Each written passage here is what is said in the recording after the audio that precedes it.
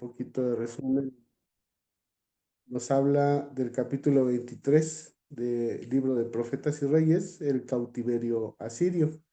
Y pues realmente esto está enfocado a los últimos días de reinado de Israel, del pueblo de Dios, ¿verdad? Como tal.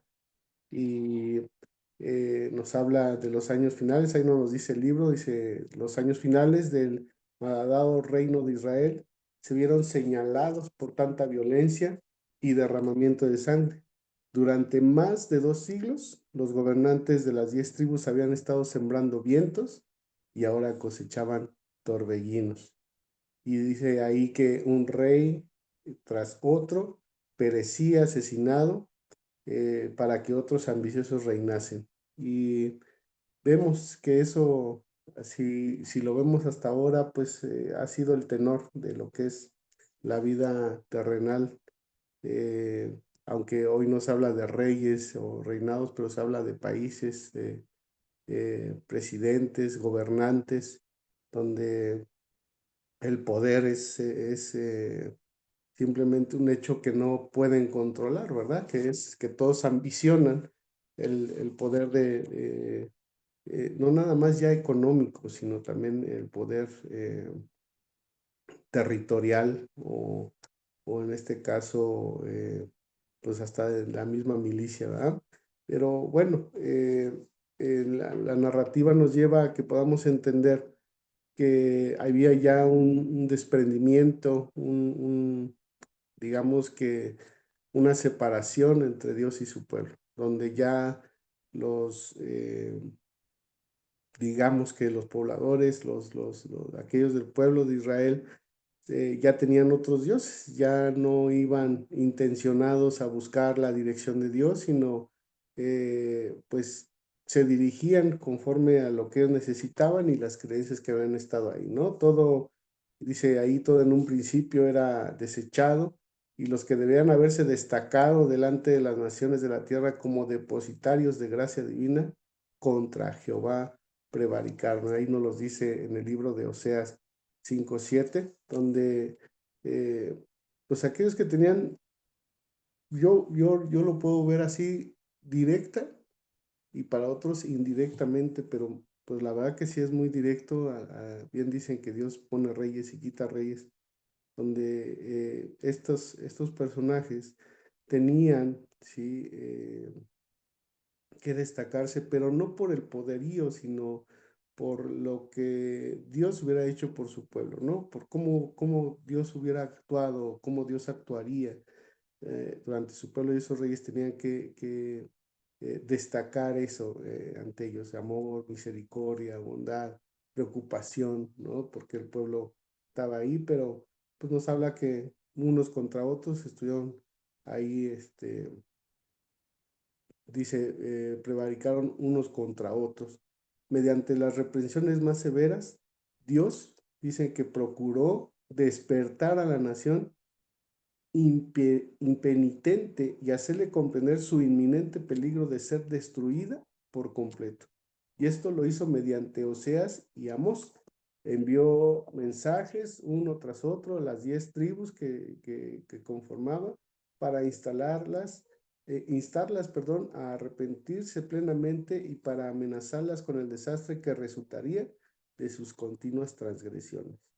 Y aquí es preocupante. Esto es preocupante porque primeramente cuando leo y trato de entender el capítulo de hoy, eh, algo que he aprendido a lo largo de este tiempo, porque nadie nace sabiendo, incluso aquellos que nacen en la fe, no quiere decir que sean plenamente perfectos, ¿verdad? Y nadie es perfecto en este mundo. Todos, a final de cuentas, estamos en el andar de la vida, aprendiendo, puliendo y preparándonos. Así debería de ser para no estar en este mundo, sino en la patria celestial con nuestro Dios. Eso es lo que los principios básicos que yo he aprendido de todos aquellos que han sido mis instructores, mis maestros, o que he aprendido, incluso no como clase, sino como relación en iglesia, relación en amistad, en muchas cosas.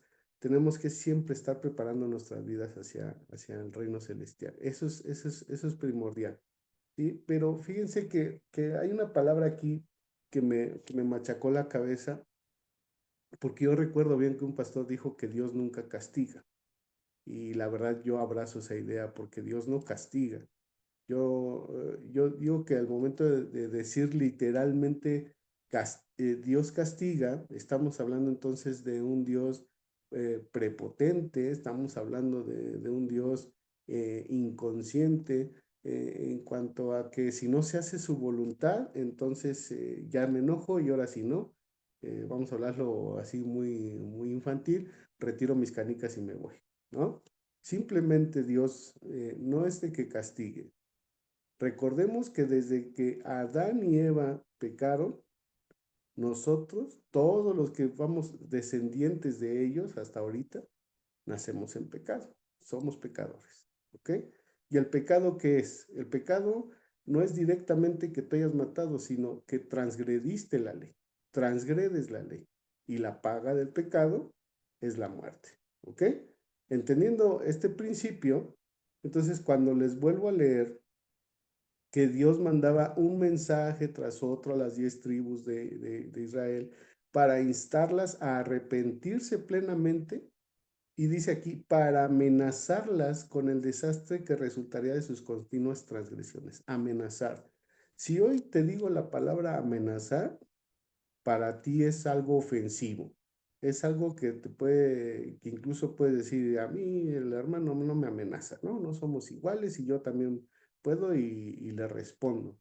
Pero realmente si nos vamos al fondo de la palabra amenazar, es como prevenir, ¿sí? Es como decirte, ¿qué va a suceder si tú sigues haciendo esto? O sea, ¿cuál va a ser la consecuencia del hecho, del acto que tú estás cometiendo? ¿Sí? Entonces, Dios, vamos a ponerlo así, para instarlas a arrepentirse plenamente y para prevenirlas con el desastre, ¿sí? Para prevenirlas, para decirles qué resultaría de sus continuas transgresiones, ¿sí? Y dice ahí que declaró el mismo Oseas, habéis arado impiedad, segasteis iniquidad, comeréis fruto de mentira, porque confiaste en tu camino, en la multitud de tus fuertes. Por tanto, en tus pueblos se levantará alboroto, y todas tus fortalezas serán destruidas. Y entonces, ¿qué dice ahí? En la mañana será del todo cortado el rey de Israel. Prevenir, decirte qué va a suceder, ¿no? Y entonces, si vemos, están siendo utilizados los profetas, que es el profeta, aquel por el cual Dios manda, quiere hablarle a su pueblo y es el elegido para llevar ese mensaje. Entonces, está hablando por medio de sus profetas, ¿sí? Entonces, fíjense que ahora ya viendo todo esto, pues es como hoy nuestra vida, ¿no? Dios nos llama, Dios nos dice, hey, fíjate, estás haciendo esto, está sucediendo esto, no estamos en el camino correcto, ¿no? Lo que yo les digo, la vocecita en el oído que traemos que constantemente nos está hablando, no estás haciendo lo correcto, no ayudaste, no hiciste, que puede pasar esto si no lo haces, ¿no? Es simplemente prevenir. Se oye como una amenaza sin, porque es algo que va a repercutir en tu persona, ¿no? Me siento amenazado, me siento así, o sea, me siento como que algo va a ser en contra de mi persona. Entonces es revelar lo que puede suceder en contra de ti o en este caso en contra del pueblo por la consecuencia de tu acto, ¿sí? Dice que algunos de los reyes o de los gobernantes de Israel tenían ese agudo sentido de su pérdida de prestigio y deseaban recuperarlo. Pero en vez de apartarse de las prácticas paganas que habían debilitado su reino, continuaban en la iniquidad, congratulándose de que cuando llegase la ocasión podrían alcanzar el poder político que deseaban aliándose con los paganos. Y miren, aquí resalté esta parte porque los voy a invitar a que ustedes hagan una retrospectiva, ¿no? Eh, eh, ¿Qué es lo que nos quiere dar a entender la hermana Elena White? en este sentido. Digo, la verdad que yo, al momento de estudiar, estoy estudiando un libro histórico, que es la palabra de Dios, la Biblia, ¿no? Estamos ahorita enfocados ahí en el libro de Oseas, desde el capítulo 1 en adelante, el capítulo 5 el 7 así, pero yo me acuerdo que le comentaba a un hermano que estamos leyendo un libro histórico, ¿no? Y donde ahí entendemos que los reyes de Israel tenían ya su prestigio como mayugado, como maltratado y que deseaban recuperarlo, ¿no? Pero eso, ¿cómo lo puedo aplicar en nuestra vida? Recordemos que nosotros somos ¿qué? Somos príncipes porque somos hijos del Todopoderoso, ¿no? Si nos vemos en ese sentido, pues nosotros también tenemos parte de la herencia celestial que Dios tiene para nosotros. ¿Y qué estamos haciendo con eso? ¿Qué estamos haciendo hoy con eso? ¿No? No sé si a su mente viene, bueno, hoy lo voy a hacer y ya, le voy a pedir perdón a Dios. Él sabe que no lo hago de mala fe y lo hago, porque es necesario que hoy lo hagamos. ¿Y cómo podemos hacerlo? De diferentes formas. Queremos agradar a personas que no están en nuestra fe, adaptando nuestra fe a la forma de vida de esa persona, ¿no? Queremos adaptar a Dios conforme a lo que viven las demás personas que no están dentro de mi misma fe. Y entonces, cuando todo esto nos lleva a que estamos en prácticas que no son agradables, que no son conscientes al amor de Dios, entonces estamos haciendo que nuestra fe sea para un gozo propio, ¿me explico? O sea, como que lo hago y me siento tranquilo, ay, lo hice porque, pues como pude, le hablé de Dios y ya después le voy a decir que no es como ella lo ve así, ¿no? Eh, Miren, en este párrafo tenemos que ver que cuando Dios está presente, tenemos que presentarlo tal cual. Dios no necesita de adornos, Dios no necesita de, de, de, de, de- de- ¿cómo te puedo decir? De cosas superficiales para presentar, ¿sí? Yo me acuerdo que recientemente fui a una iglesia y les decía, ¿cuál fue una de las características principales en el ministerio de Jesús? ¿Cuál fue una de las características principales? La visitación en casas. Fue a casa de sus discípulos, a sanar la suegra de Pedro, fue a casa de enfermos, sanó un paralítico, iba a la casa de oración, visitar casas, visitar casas. Y hoy hay un programa, no sé si sea universal, pero hablando a nivel territorial en México, que ya tiene años, y aquí está la hermana Patti que no va a dejar mentir, que se llama Casas de Esperanza, ¿no? Y yo me acuerdo cuando empezaba en la iglesia, incluso en pandemia, no sé si ellas se acuerdan, que incluso hasta editamos un video, ella era directora de ministerios personales, donde queríamos darle la fuerza a las casas de esperanza. El año pasado estuve a principios también como director de ministerios personales y quisimos retomar nuevamente, impulsar las casas de esperanza, pero hay algo que lo impide, hay algo que lo impide, ¿sí? Es la vanagloria de los dioses ajenos a nuestro Dios, ¿sí?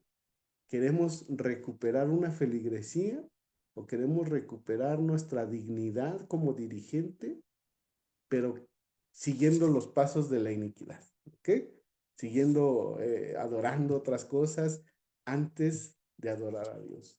Y este párrafo en sí, perdón que me enfoque en eso, pero nos debe de llevar a esa reflexión. Siempre que he dado un tema, les digo, la instrucción es que podamos llevarnos una reflexión de esto. Y entonces, si esto ya sucedía en estos tiempos, imagínense lo que está sucediendo ahorita, ¿sí? Donde nos congratulamos de adorar a Dios, dice ahí, congratulándose de que cuando llegase la ocasión podían alcanzar el poder político que deseaban aliándose a los paganos. Nuestra iglesia está siendo atacada, hermano. Nuestra iglesia está siendo totalmente atacada y tomada por digámoslo así, por actividades no gratas a Dios. ¿Sí? Y estamos dejando de hacer la principal o de las principales actividades, ¿sí?, que Dios nos encomendó por medio de nuestro amado Cristo Jesús. Ir y predicar el Evangelio, ir y hacer discípulos a toda pueblo, nación, tribu y lengua. ¿Sí o no? Y esa es una encomienda que Jesús nos dejó ahí. ¿Qué estamos haciendo? Entreteniéndonos nada más. Yendo cada sábado, sentarnos en nuestra iglesia y los que estamos dirigiendo ahí, hacer el programa más vistoso y más bonito, más hermoso para que los hermanos se vayan contentos. Pero estamos congratulándonos, ¿sí?, de alcanzar un poder. Y la verdad que es triste que aunque estamos leyendo un libro histórico, hoy en nuestros días llega a ser, ¿no?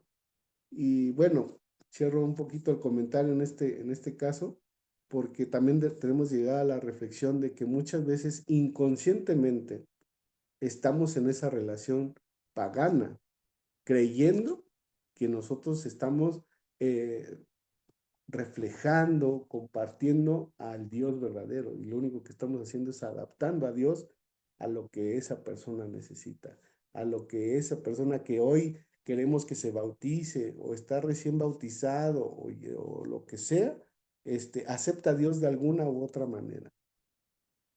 Y yo me acuerdo que en tiempos de mis suegros, en tiempo de cuando yo empecé a conocer el Evangelio hace pues alrededor de 32 años, 33 años, ¿sí? No te forzaban, pero iban, estudiaban contigo, platicaban, estudiaban la fe de Jesús, oraban contigo, ¿no? Pero ni el pastor, ni los ancianos, ni los directores decían, mira hermano, vamos a hacer esto, no se congratulaban, ellos presentaban al Dios misericordioso, al Dios de amor, que estaba esperando, ansioso, que uno pudiera tomar la decisión de entregar su vida a Cristo Jesús, ¿sí? Y la verdad que esta parte del libro no, a mí me llevó a esa reflexión. Yo no sé si a ustedes los lleva como tal, pero hoy en día seguimos en este tanto. Pero bueno, continuamos con nuestra lectura. Dice, mediante el varón de Dios que se había presentado ante el altar de Betel, mediante Elías y Eliseo, mediante Amós y Oseas, el Señor había señalado repetidas veces, suficientes ocasiones, a las 10 tribus los males de las desobediencias. Sin embargo, y a pesar de esas represiones y súplicas de Dios, Israel se hundía más y más en la apostasía, ¿sí? Hoy seguimos hundiéndonos y hundiéndonos y hundiéndonos y creyendo que estamos haciendo lo correcto. Dice ahí, y entonces ya hubo tiempo en los juicios del cielo que cayeron en forma muy gravosa sobre este pueblo rebelde. Entonces, ahí en Oseas 6, del 5 al 7 dice, por esta causa corté con los profetas, con las palabras de mi boca los maté, y tus juicios serán como luz que sale, porque misericordia quise y no sacrificio, y conocimiento de Dios más que de holocausto. ¿Qué quiero? Yo como Dios quiero tu fe, quiero tu amor, quiero que sepas que yo estoy para ti. Yo no quiero que sacrifiques, yo no quiero que agrades nada más por lo que haces, sino que tu corazón esté entregado totalmente a mí, ¿sí? El mensaje que finalmente les llegó fue, oíd palabra de Jehová, hijo de Israel, ahí en Oseas 4:1, por ahí no lo menciona, pues que olvidaste la ley de tu Dios, que dice, también yo me olvidaré de tus hijos, conforme a su grandeza así pecaron contra mí, tocaré su honra en afrenta. Oíd palabra de Jehová, leer tu Biblia, cómo te reprende la Biblia cuando tú la lees, cómo es que te dice, estás haciendo lo incorrecto, abusado, abusada, ¿no? Corrígelo. La inequidad de Israel durante el último medio siglo antes de la cautividad de Asiria fue como los días de Noé y como toda otra época cuando los hombres rechazaron a Dios y se entregaron por completo al mal hacer. No todo el que me diga, Señor, Señor, estará en los reinos de los cielos. ¿Sí? Analicen, mis hermanos, y miren, yo critiqué muchas veces estando del otro lado al que ahora está a lo mejor en esta posición como la que estoy ahora. Critiqué porque decía, "Ah, ya va a empezar el hermano, ¿no? Ya se está enajenando con que arrepiéntanse". Y yo me acuerdo que veía esas personas con su bocinita en el centro que diciendo, arrepiéntanse que el reino de Dios está cerca. Y decía, híjole, no me dará pena, ¿no? Pero está uno joven, inmaduro, creyendo que la vida está porque tú estás y no porque Dios te la da. Y hoy entiendo a todas esas personas que en su amor sincero y dentro de su conciencia, pues quiere que lleguemos a ese Dios, ¿sí? A ese Dios de amor, a ese Dios de misericordia, ¿no? Entonces, cuando nos habla de los días de Noé, que fue, pues no es una historia es una historia de mucho aprendizaje, pero no es muy grata porque se habla de una aniquilación casi total de la humanidad, de la vida en este mundo, ¿no? Y donde de todos, solamente uno agradó a los ojos de Dios, solamente uno. Aunque se salvó él, su esposa y su familia, solamente uno era agradable ante los ojos de Dios. ¿Y qué aprendizaje nos lleva entonces esa historia de Noé? ¿Sí? Que si esto fuera al revés y que solamente hubiera habido un pecador en este mundo, Jesús hubiera hecho lo mismo que hizo para la salvación de esa persona. ¿Sí? Entonces, cuando nos lleva a esto, dice que rechazaron a Dios. ¿Qué hacían? Ah, no, ahorita Dios, sabes que ahorita no te necesito, ahorita estoy bien y ya. Sin embargo, no era temeroso de Dios. ¿Sí? Pero nos sigue diciendo, asimismo, cuando el pueblo de Israel en su culto de Baal y Astarte se separó de todo lo que es elevador y ennoblecedor y cayó fácilmente de la presa de la tentación, una vez derribadas las defensas del alma, los extraviados adoradores no tuvieron barrera contra el pecado y se entregaron a las malas pasiones del corazón humano. ¿Para qué quiero a Dios? Y adorando a estos dioses, yo estoy bien, tengo dinero, mi familia está bien, eh, todo el mundo me habla, me invitan a todos lados, estoy bien, pero te falta lo más importante, te falta el amor de Dios. Y entonces es donde retomo, donde digo que Dios no castiga, simplemente la palabra castigar es la consecuencia de tu acto. Dios no puede obrar en ti si tú no dejas que Dios esté cerca de ti. ¿Sí? Entonces es cuando para mí la palabra castigo de Dios no existe, ¿me explico? Porque yo estoy viviendo en ese momento la consecuencia de mi decisión, tal como nos dice aquí, extraviados, adoradores, no tuvieron barrera contra el pecado. No había quien los defendiera contra el pecado, no había quien los instruyera contra el pecado. Y entonces, al no haberla, se entregaron por completo ahí. Dice, los profetas alzaron la voz, pero vanas fueron sus protestas, vana su denuncia del pecado. Vamos ahí a Amós, capítulo 5, ahí entre el versículo 10 y 12. Y nos dice ahí que ellos aborrecieron la puerta al reprensor y al que hablaba lo recto lo abominaron. Aflige al justo y reciben cohecho, y a los pobres en la puerta hacen perder su causa. Entonces, los profetas siguieron insistiendo y hablando y predicando el mensaje de Dios. Pero ¿qué pasó?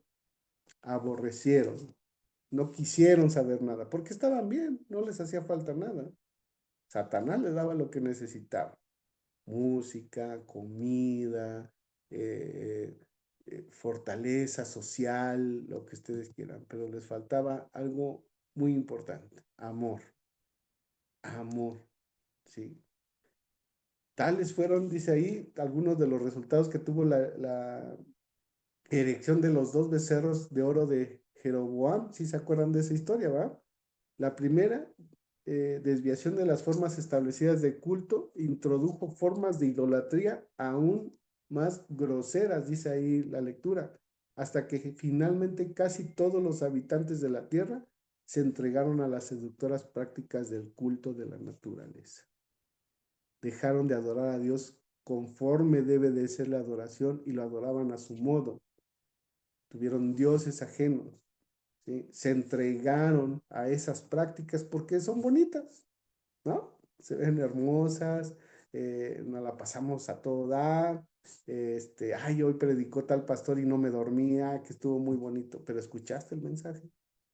Alguien puede llegar y hablar muy bonito, pero realmente te edificó, te dio algo que edificara tu vida a Dios. Bueno, es cosa que nos tenemos que responder ahí, ¿sí? Dice que ahí que se dieron a los transgresores muchas oportunidades de arrepentirse. Ahí en Oseas 13, del 9 al 10 dice, la hora de su más profunda apostasía y mayor necesidad, Dios les dirigió un mensaje de perdón y esperanza donde les declara, te perdiste, oh Israel, mas en mí está tu ayuda. ¿Dónde está tu rey para que te guarde? ¿Sí? Tú te perdiste, te dejaste llevar. Y qué gran mensaje nos dan esta parte de Oseas porque hoy nos dejamos llevar por el líder, por el presidente, por el gobernante y lo que dice él, eso va a ser lo bueno, ¿no? Y te voy a hacer un paréntesis espiritual y me voy a ir al tema político. Se hablaba hace poquito más de 6 años de que venía el presidente que iba a cambiar a México, nuestro, nuestro viejito, ¿no? Ahí Andrés Manuel, traía muchos cambios ahí, ¿no? Traía muchas ayudas, traía porque ama al pueblo y porque estaba con el pueblo. ¿Te has puesto a analizar qué ha pasado después de esos 6 años a la fecha? Y está hablando de México nada más, ¿no? Si voy a Estados Unidos, eh, un segundo periodo de Trump, y donde sigue atacando y sigue atacando y siguen yendo en contra de lo que humanamente no debería de ser maltratar a un ser humano. Independientemente de que esté violando las reglas o no, sabemos que si realmente somos verdaderos cristianos, no tenemos que profesar daño hacia los demás, sino reprender y hacer que valga lo correcto, ¿me explico? O sea, defender los principios básicos de una justicia divina. Ámalo, aunque él esté equivocado, síguelo amando, instrúyelo a través del amor, ¿sí? Pero hoy todo es el odio, todo es este poder. Y entonces, regresando a Andrés Manuel y decía, no, es que la cuarta tres, todo esto. Y hoy te dan infinidad de ayudas. Yo les preguntaría a los que estamos aquí en México, si no están invirtiendo en educación porque no hay dinero, ¿te has preguntado qué va a pasar el día que no haya dinero para darte la ayuda?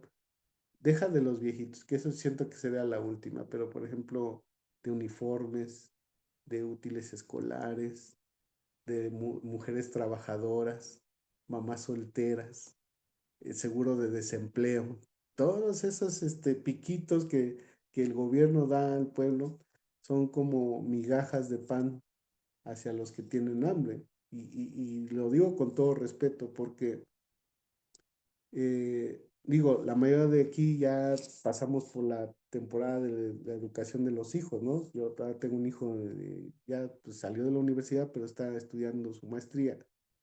Pero sabemos el trabajo que cuesta educar a los hijos, ¿no? La inversión que haces, pero sabes que va a ser de gran bendición para él.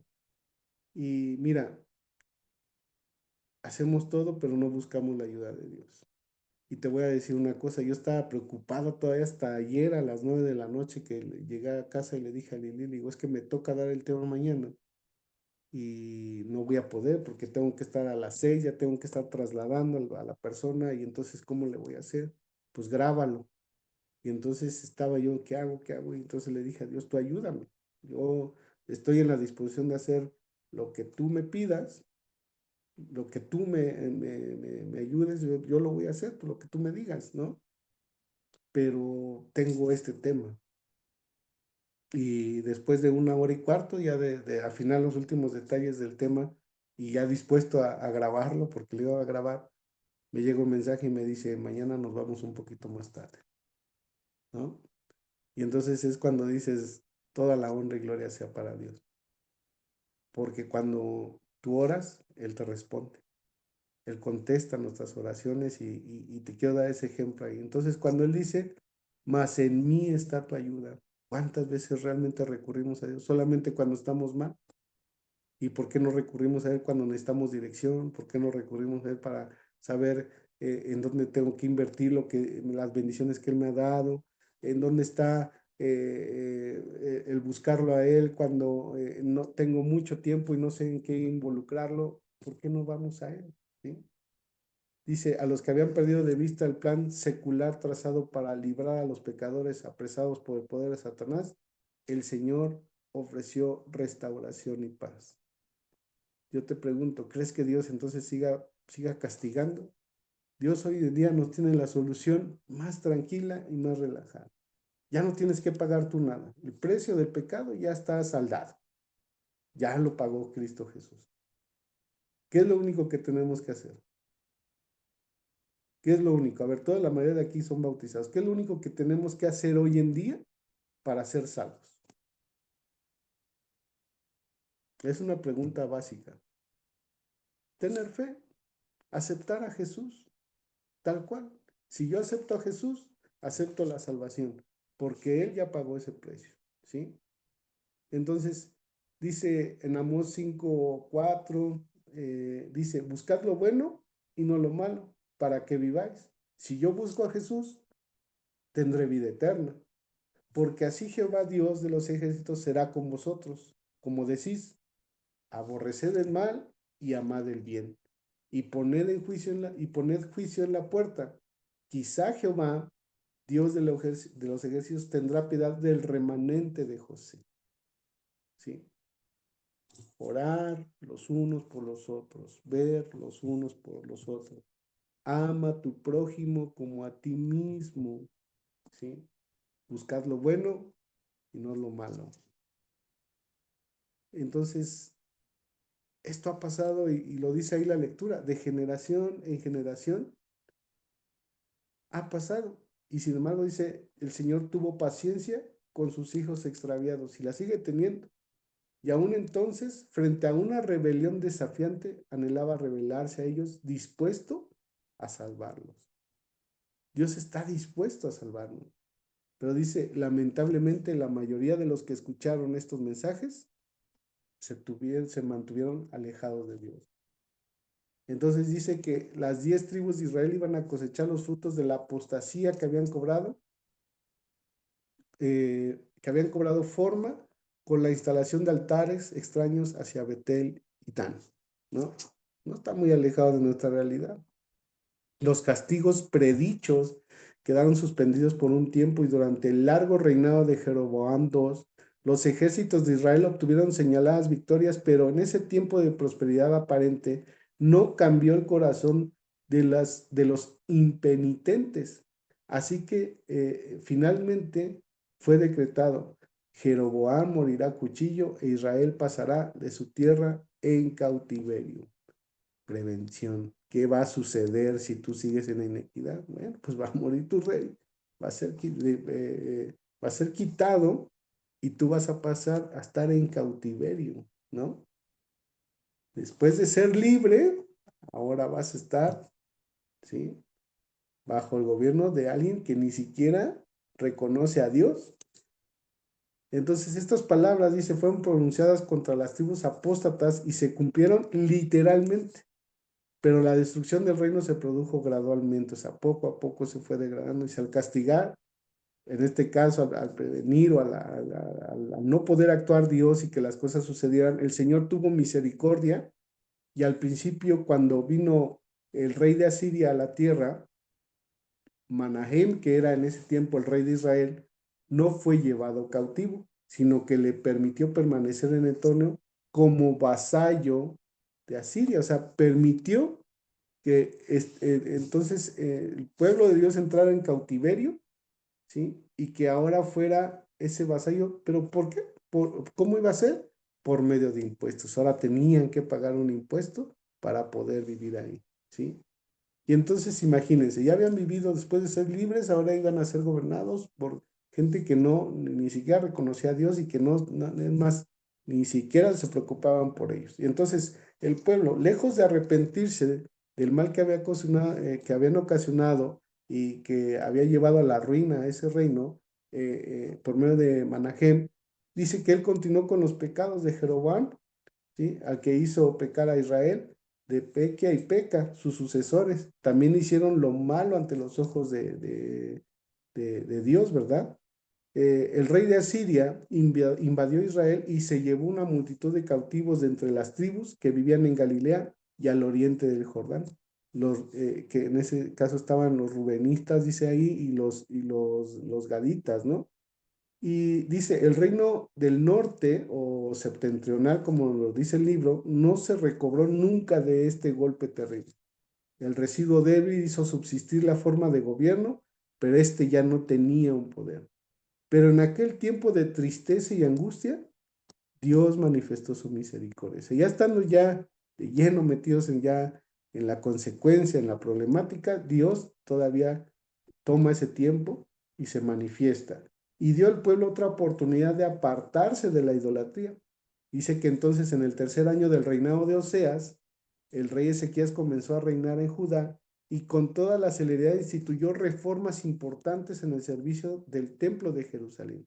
Hizo arreglos para que se celebrara la Pascua. Y a esta fiesta fueron invitados no solo las tribus de Judá y de Benjamín, sobre las cuales Ezequías había sido ungido rey, sino también de todas las tribus del norte. Se dio una proclamación por todo Israel desde Beerseba hasta Dan, para que viniesen a celebrar la Pascua a Jehová, Dios de Israel, en Jerusalén, porque en mucho tiempo no la habían celebrado al modo que está escrito. Qué gran enseñanza y qué gran reflexión nos debe de dejar. Tuviste en tus manos, tuviste en tu reino el poder de seguir siendo fiel a Dios. No lo hiciste, fuiste cautivo. Y podemos pensar que dice, bueno, pues ya Dios nos deja, ya no puedo, pero Dios siempre se preocupa y toca el corazón de personas. Y en este caso nos habla de Oseas y de Ezequías, que fueron tocados por Dios y empezaron a hacer cambios, ¿verdad? Para llevar a ese pueblo. Dice, entonces, Israel debería haber reconocido en esta invitación un llamado a arrepentirse y regresar a Dios. Pero dice que el residuo de las 10 tribus que moraba todavía en el territorio de lo que era el reino del norte, trató a los mensajeros con indiferencia y hasta con desprecio. O sea, todavía Dios tocó corazones, los manda y dice, no me interesa, ¿no? Yo estoy bien así. Ahora, pues aunque sea yo cautivo, pero pues voy a seguir viviendo. Y pues ya, el conformismo, ¿no? Ah, porque Dios así me lo permite y así estoy. Porque Dios quiere que así esté. No, no, no. Dios no quiere que estés así. ¿Sí? Dios quiere que vivas de otra manera, que vayas de otra manera, ¿no? Pero bueno, gran reflexión que nos deja esta parte. Muy grave ha sido el pecado de los hijos de Israel contra Jehová su Dios e hicieron cosas muy, muy malas. Israel fue transportado de su tierra a Siria por cuanto no habían atendido la voz de Jehová su Dios. En los terribles castigos que cayeron sobre las 10 tribus, el Señor tenía un propósito sabio y misericordioso. Lo que ya no podía lograr por medio de ellas en la tierra de sus padres, procuraría hacerlo ahora, esparciéndolas entre los paganos. ¿Qué pasó? Te tuve como pueblo elegido, como pueblo selecto, y entre ustedes mismos se pelearon e hicieron. Entonces ahora vas a estar cautivo, pero vas a estar regado por las demás naciones. ¿Cuál es el propósito? Que esos piquitos que conocen de mí van a ser y me van a reflejar hacia los demás. ¿Ves cómo estamos ahora? No estamos concentrados como un pueblo selecto de Dios, sino estamos propagados por todo el mundo, ¿va? Y los piquitos, y digo, estamos porque algo que se me olvidó de decir, nos tenemos que creer que somos parte del plan de Dios, nos lo tenemos que creer. Entonces, el propósito que entonces ya Dios puso en esto es de que fuera por medio de estas personas que se propagaron alrededor, que se pudiera dar a conocer su plan para salvarlos a todos los que quisieran obtener el perdón mediante el Salvador de la familia humana. ¿Quién es? Cristo Jesús. Y entonces eso iba a venir, pero nosotros sabemos que ya vino esa parte, ¿verdad? De la salvación de Jesús. No todos los que fueron llevados cautivos eran impenitentes, fíjense lo que dice aquí. Había entre ellos algunos que habían permanecido fieles a Dios y otros que se habían humillado delante de Él. Mediante estos, los hijos del Dios viviente iban a comunicar, o sea, mediante estos personajes que nunca pecaron y fueron fieles, ¿sí? Por medio de ellos iba a comunicar a las multitudes del reino un conocimiento de los atributos de su carácter y de la beneficencia de su ley. Dios es grande, mis hermanos, y Dios, aunque pudiéramos creer que ya se lleva esa parte, hemos olvidado muchas cosas. Por ejemplo, predicamos mucho de lo que hacen ciertos personajes, de lo que ha hecho, pero realmente dejamos de predicar lo más importante, que es el reino de Dios. Dejamos de predicar lo más importante que es, debemos de prepararnos, no para seguir viviendo en este mundo, sino para vivir en la patria celestial con Dios.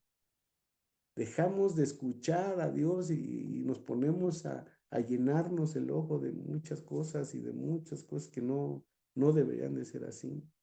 Pero realmente tenemos que preocuparnos porque ahorita debemos estar predicando, ¿sí? De lo que es el juicio que se está llevando ahorita a cabo, ahorita, ¿sí? En la patria celestial, donde Jesús es nuestro representante ante toda la hueste celestial de lo que estás dejando y lo que estás haciendo, ¿sí? Dejando de hacer y lo que estás haciendo. Se está llevando ahorita ese juicio, no lo estamos hablando. Y creemos que todavía vamos a tener oportunidad cuando veamos a Jesús en las alturas de los cielos. Ah, por cierto, les recuerdo a todos los que están aquí alrededor mío que ahí viene Jesús y él hizo juicio con los demás para salvarnos. Pues ya va a ser demasiado tarde, ¿sí? Por eso hay señales que nos indican que ya estamos en los tiempos finales. Debemos de estar predicando de que tenemos que arrepentirnos y no caer como el pueblo de Israel, que a esos mensajeros, a esas personas que hablan de estos mensajes se han rechazado. ¿Sí? Eso nos está faltando en nuestras iglesias, en nuestros grupos pequeños, hablar de la salvación, hablar del juicio, hablar del reino de Dios.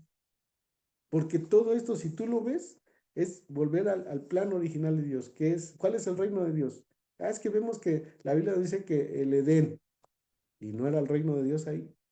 Dios reinaba ahí y puso a Adán y Eva a que fueran mayordomos de lo que él había creado. Entonces, si él lo creó, ¿quién es así, quién dice ahí, quién es el mero mero? Pues Dios. Ese era el plan original. Entonces ya nos olvidamos y creemos que nosotros somos dueños de este mundo y Dios nomás está así como para que, pues chécale a ver si va bien. No, esto es parte de él, pero en su infinito amor él no ha querido actuar o no, nunca va a actuar en forma de perjudicar. Siempre va a tratar de ayudarnos. Y mira, hoy te voy a invitar a que escuches este canto. A lo mejor vas a decir, ay, hermano, no tiene mucho que ver, pero desde que estudié esto y lo quise poner con el mismo grupo que puso la hermana Patti en su canto de la mañana, pero no la encontré muy audible, pero escúchalo y ve la parte principal que tenemos que tener nosotros para poder alcanzar la misericordia de Dios y poder estar en la patria celestial. Vamos a escuchar el canto y regresando vamos a orar. ¿Ok? Dios les bendiga, mis hermanos. Muy buenos días.